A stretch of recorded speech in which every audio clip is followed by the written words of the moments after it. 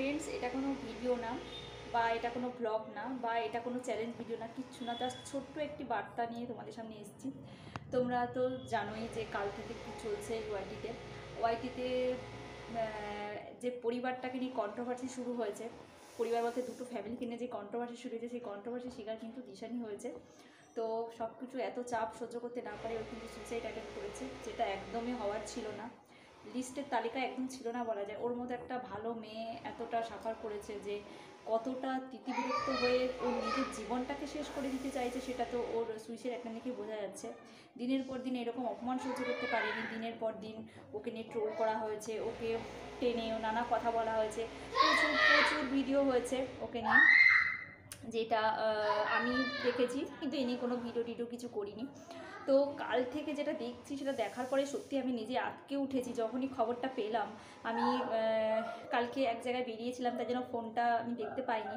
ঠিক রাত 10টা নাগাদ, 10:30 নাগাদ ঘুমোতে আসার সময় তখনই ফোনটা হাতে পেলাম, তখনই আমি দেখলাম যে এই খবরটা পেয়ে সত্যি আমি আটকে উঠেছিলাম। কারণ আমি একজন দিশানির বড় ফ্যান বলা যেতে পারে। ওর প্রত্যেকটা ভিডিও আমি ফলো করি, আমার খুব ভালোও লাগে। তো এরকম একটা মেয়ে এতটা সাফার করে ও নিজে সুইসাইড অ্যাটেন্ড করেছে, এটা সত্যি যখন থেকে শুনছি না তখন থেকে নিজেকে আর স্থির রাখতে পারছি না। তখন থেকে মনে হচ্ছে যেন যে আজ কতগুলো ভিউয়ার্সদের জন্য, আর যে কতগুলো বাজে ক্রিয়েটার্সদের জন্য যারা ওকে নিয়ে ট্রোল করেছে, বাজে ভিডিও বানিয়েছে। তো এই মুহূর্তে চ্যানেলের নামগুলো আমি নিচ্ছি না। প্রচুর প্রচুর বাজে ভিডিও ওকে নিয়ে বানানো হয়েছে, যেটা ও সহ্য করতে পারেনি। অনেক বাজে কুৎসা রটানো হয়েছে, যেটা ও নিতে পারেনি। তার ফল কিন্তু সুইসাইড অ্যাটেন্ড করেছে। তবে ওর অবস্থা খুব একটা ভালো ছিল না। ডাক্তার 24 ঘন্টা টাইম দিয়েছিল, 48 ঘন্টা টাইম দিয়েছিল। তো এখন বর্তমান একটা আমি ভিডিও দেখলাম, ওর চ্যানেলে ভিডিও ছাড়া হয়েছে দেখলাম। তো অবস্থা কিছুটা হলেও উন্নতি দিকে। তো আমি শুধু একটাই ঠাকুরের কাছে প্রার্থনা করবো। দেখো আমি এখন ঠাকুর ঘরেই বসে আছি, আমি এইমাত্র জাস্ট পুজো দিয়ে বেরোলাম। ঠাকুরের কাছে সকাল থেকে আমি একটাই প্রার্থনা করি, যখন থেকে আমি এই খবরটা শুনেছি তখন থেকে ঠাকুরের কাছে একটাই প্রার্থনা করছি যে ওর মতো মেয়ের জন্য কিছু না হয়। কারণ যারা দোষ করেছে, যারা অন্যায় করেছে, তারা মানে বুক বাজিয়ে ঘুরে বেড়াবে, আর যার কোনো দোষই নেই, যার কোনো কিছুই নেই, সে এইরকম মৃত্যুর সঙ্গে পাঞ্জা লড়বে, এটা সত্যি মেনে নিতে পারছি না। তাই ঠাকুরের কাছে আমি একটাই প্রে করছি যে যেখানে খুব তাড়াতাড়ি সুস্থ হয়ে উঠুক, সুস্থ হয়ে অনেকটা উঠেওছে, আশা করি পুরোপুরি সুস্থ হয়ে যাবে, আবার স্বাভাবিক জীবনে ফিরে আসবে। তো এটাই চাই প্লিজ তোমরা ওকে একটু ভালোভাবে বাঁচতে দাও। তোমরা এরকম বাজে বাজে কয়েকটা ভিউজের জন্য এরকম বাজে ভিডিও বানিও না।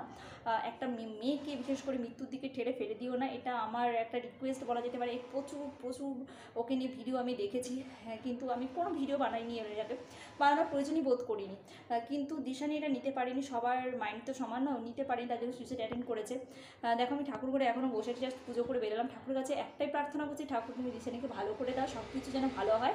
আর এটাই আমার বলা, এই বার্তাটাই তোমাদের কাছে দেওয়ার জন্যই আজকে আমি এই ছোট্ট ভিডিওটা তোমাদের সাথে শেয়ার করলাম। তোমরা আশা করি অনেকেই জেনে গেছো, বা যারা জানো না তারা প্লিজ একটু ঠাকুরের কাছে প্রার্থনা করে যেন দিশানি খুব তাড়াতাড়ি সুস্থ হয়ে ওঠে, ওর মায়ের কোলে যেন ও ফিরে যায়। একটা মা যেন সন্তানহারা না হয় কখনো, কারণ ওর মা বাবার একমাত্র ভবিষ্যৎ বলতে ওই একটি সন্তান, ওর মেয়ে। তো সত্যি কথা বলতে কি আমার খুব কষ্ট লাগছিল ওর মায়ের মুখটা দেখে।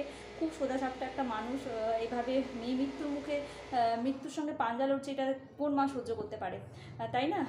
তো ঠাকুরের কাছে একটাই প্রার্থনা, তোমরাও প্লিজ ঠাকুরের কাছে প্রার্থনা করো, প্রে করো, যাতে ও তাড়াতাড়ি খুব সুস্থ হয়ে যায়, আবার স্বাভাবিক জীবনে ফিরে আসে, আবারও প্রত্যেকটা ব্লগ এইভাবে যেন হাসি মুখে দিতে পারে।